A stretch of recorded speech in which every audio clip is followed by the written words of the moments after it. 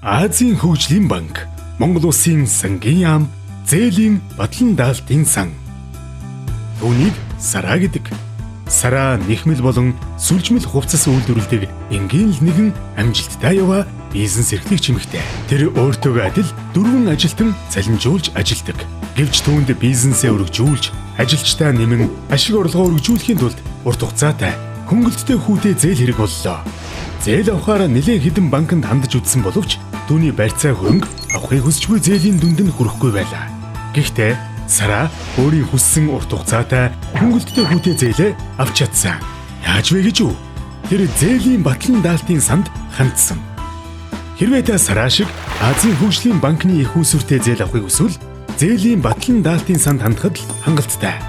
Зээлийн батлан даалтын сангийн зорилго нь барьцаа хөрөнгө дутагдaltaй жижиг дунд үйлдвэр эрхлэгчдийг батлан даах үйл ажиллагаа эрхэлдэг байгууллага юм. Жижиг дунд үйлдвэр эрхлэгчдийн үйл ажиллагаанд шаардлагатай санхүүгийн их усүрийг нэмэгдүүлэх, хөдөлмөр эрхлэлтийг дэмжих, иргэдийн орлогын тогтвортой их усүрийг хангахад оршдог. Дараах шаардлагуудыг хангасан бол та батлан даалтанд хамрагдаж болно. Монгол улсын нутаг дэвсгэр дээр үйл ажиллагаа явуулдаг жижиг дунд үйлдвэр эрхлэгч байх. Сүүлийн 6 сарын дотор хугацаа хэтэрсэн чанаргүй үр зээл үүсгээгүй байх. Нэгээс дээш жил үйл ажиллагаа явуулсан санхүүгийн орлоготой байх. Зээл авахыг хүссэн боловч барьцаа хөрөнгөтэй нь хүрэлцэхгүй байх.